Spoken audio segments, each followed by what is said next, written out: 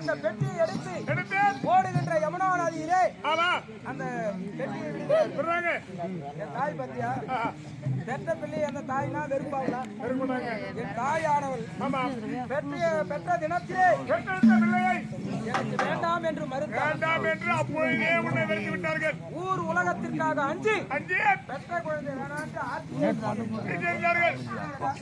அந்த பெட்டியானது அந்த யமுனா நதியிலே அப்படியே தவழ்ந்து தவழ்ந்து தவழ்ந்து அலைப்பாக வேகத்திலே தவழ்ந்து தவழ்ந்து செல்கிறது அந்த பெட்டியானது. தாய் பாடம் தாராட்டு போல் அந்த பெட்டியிலே நான் சுகமாக அப்படியே தூங்கிட்டே போறீங்க. அஸ்தினாபுரம் எல்லை துறைமுகத்தின் எல்லை அடுத்து கொண்டு வருகிறது. அந்த நேரத்தில் தேர்ப்பாகன் திருதராட்டிர மகாபிரபுவுக்கு தேர் உடையக்கூடிய தேர்ப்பாகன் இருவரும் அந்த யமுனை ஆற்றிலே குளித்துவிட்டு சூரிய நமஸ்காரம் செய்வார்கள். திருதராட்டிர மகாபிரபுக்கும் பயந்து கிடையாது. அந்த தேர்ப்பாகனுக்கும் பயந்து கிடையாது. அந்த சூரிய பகவானை காலையில வணங்குறாங்க. சூரிய பகவானை எல்லாருமே பொழுது வெளிந்தா நேமனிஷ்டி முடித்து கொஞ்ச நேரம் சூரிய பகவானே நம்முடைய கஷ்டங்கள் எல்லாம் பனி போல் விலகும். ஏன்னா கண்ணுக்கு தெரிஞ்ச கடவுளே அவர் தான். அதுக்கப்புறம் தான் கோயில் இருக்கிற சாமி எல்லாம் அது நம்மளா பூஜை செய்தா சாமி 10 நாளைக்கு கது பூஜை வச்சுட்டா இல்ல உலகத்திற்கு ஒளி கொடுக்கக்கூடிய கடவுள் சூரிய பகவான். அந்த சூரியனை கண்டு வணங்கி கொண்டிருக்கிறார்கள். ஏன்னா திருவிழாட்டு மகாபிரபுக்கு இது வெளியும் தெரியாது. அதன் ஏற்பாகன் அந்த பெட்டி வருவதை பார்க்கிறார். அந்த பெட்டி யமுனை ஆற்றிலே இறங்கி பக்குவமாக சென்று அந்த மார்பிலே கவசம் மாதிலே இரு குண்டலத்தோடு சூரிய பிரகாசத்தோடு நான் குழந்தையாக இருப்பதை தெய்வமாக பார்த்து கொடுத்த குழந்தை. அரசருக்கு இது வெளியும் தெரியாது. ஆனா பெட்டி வந்து தங்க பெட்டி. எது வந்தாலும் ஒரு புதையல் கிடைத்தால் அரசாங்கத்துக்கிட்ட ஒப்படைச்சு உடனே என்ன செய்தால் அந்த தங்க பெட்டி அரசாங்கத்திலே ஒப்படைத்து விட்டார். குழந்தையை அவன் எடுத்து சென்று வளர்த்து வருகிறார். அப்படி வளர்ந்து வருகின்ற நேரத்தில் எவ்வளவு நாளைக்கு குழந்தை உள்ள இருக்கும்? வெளியே நாலு வந்துச்சுன்னா நடக்கிறதுக்கு தட்டு உள்ள இருக்கிற குழந்தை வெளியே வரும். அந்த நேரத்தில் அந்த பக்குவத்தில் இருக்கிற நேரத்தில் திருநாட்டில மகாபிரபு அரண்மனையிலே ஒரு பெருவிழா நடக்கிறது. அந்த இடத்திலே அந்த தேர்ப்பாகனும் ராதன் என்று சொல்லக்கூடியவனும் அவன் மனைவி ராதையும் அரசாங்கத்துக்கு செல்ல வேண்டும்.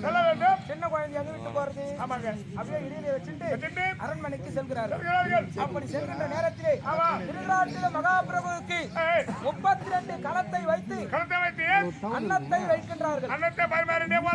ஏன்னா அவர் ஒரு சாபம் ஒரு பிடி எடுத்தாரேயானால் மீதி இருக்கக்கூடிய சாதம் எல்லாம் புழுவாக மாறிக்கொண்டே இருக்கும். அவர் வாங்கின சாபம் புரிகிறதா?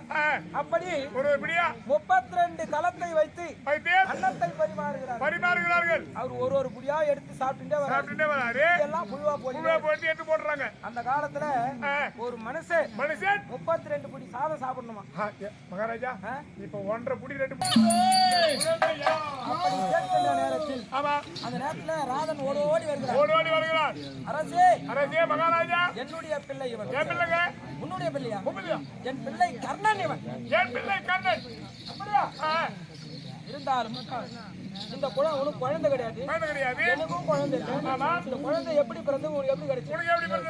ராஜாவோட உண்மையை சொல்லாம இருக்க முடியுமா? அரசே, ஒரு ஆண்டு காலத்திற்கு முன்பாக யமுனா நதியிலே நீயும் நானும் நீராடி கொண்டிருக்கின்ற நேரத்தில் ஒரு தங்கமயமான பெட்டி வந்தது. பெட்டியை திறந்து பார்த்தால் குழந்தை இருந்தது. குழந்தை இல்லாத காரணத்தினால் குழந்தையை நான் எடுத்தேன். தங்க பெட்டியை அரசாங்கத்திலே ஒப்படைத்தேன். என்னிடத்திலே குழந்தை இருப்பதை மறைத்து விட்டாயா? இந்த குழந்தை தெய்வாம்சம் பொருந்திய குழந்தை. ஏனென்றால் இவன் சாதாரணமான குழந்தை கிடையாது.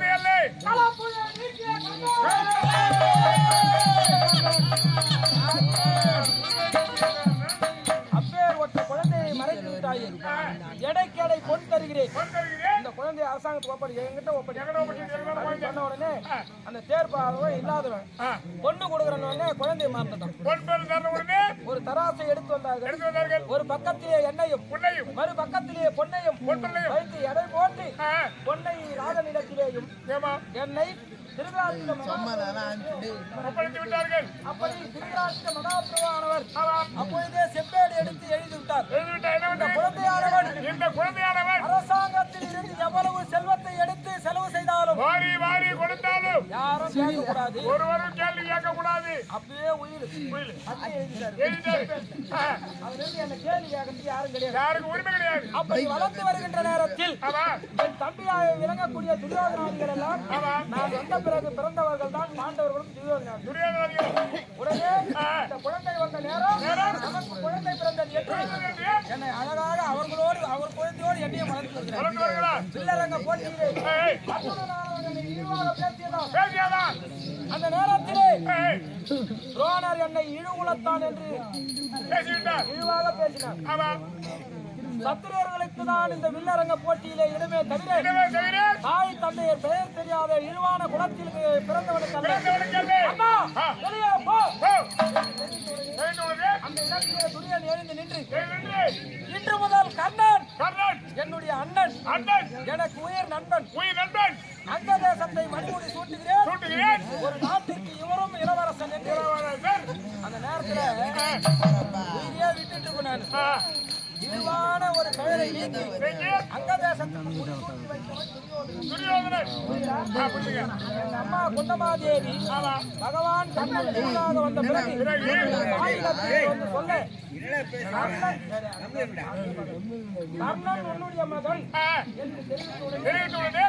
முதல்ல என்னுடைய பிறப்பு பிறப்பு. சூரிய பகவானுக்கும் ஆமா தாய் குந்தமாதேவி தெரிவிக்கும். பகவான் கண்ணனுக்கும் ஆமா மூவருக்கும் தெரிந்த கதை இதை எனக்கு தெரிந்து தாய் சொல்லி இப்பொழுது எல்லாரும் கேட்டுக் கொண்டிருக்கிறார். ஆமா பஞ்ச பாண்டவர்கள் என் அருமை தம்பிமார்கள் தம்பிமார்கள் என்னை எடுத்து வளர்த்தவர் வளர்த்தவன் திருதராஷ்டிர திருநாட்டிய மன்னன் அங்கதேயத்திற்கு மணிமுடி சூட்டியவன் உன்னருவன் தம்பியே துரியோதனன். துரியோதன மகாராஜன். இவ்வளவு தூரம் சொல்லிட்டு வருவேன்.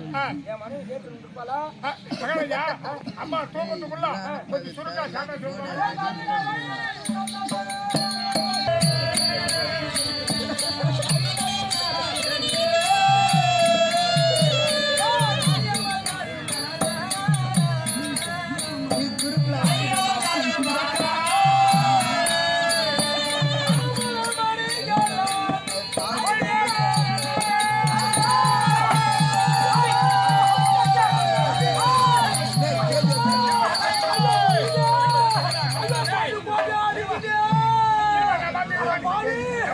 இது மடுங்கடா, இது மடுங்கடா.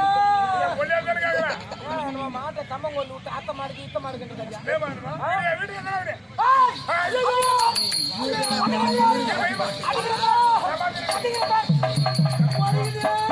ஒரு அடி அடிக்கலாங்க. அடிக்கிறமா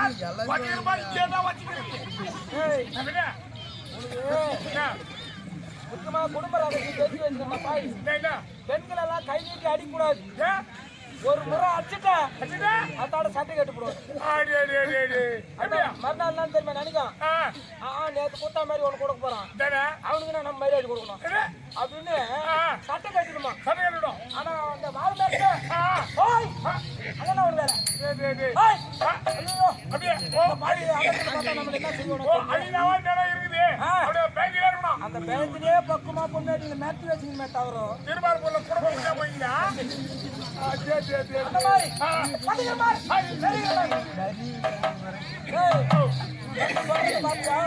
உன் மகிமை என்னதென்று அறியாமல் தாருமாறாய் மனமோன வலிக்கெல்லாம் நீ போய் படுக்கும். உனக்கு பொலாவை வரும். கால கடவுள தெரியும். ஒரு தூக்கம் ஒரு மாலை நடந்து வைக்கும். வெளியே புடியோ சொல்லி நான் இல்லங்க பொண்ணியா பாத்துலங்க. ஒவ்வொரு பொண்ணேடியும் ஆம்பளைங்க ஒரு அடி போக வச்சுட்டாங்க. இதே போல பேசுவாங்க. என் பொண்ணு பேசுறாங்க. அதுதான் நைஸா வெளியே வந்துருவாங்க. முன்னாடி பேசுவா. ஏன்னா நீ நல்லா வீட்டுக்கு போனா தானே தீர்த்தம் டெய்லி தீர்த்தம் சாப்பிட்டு போனா ஏன் பேச மாட்டேன். எல்லாம் மந்தியமான விஷயம். சரி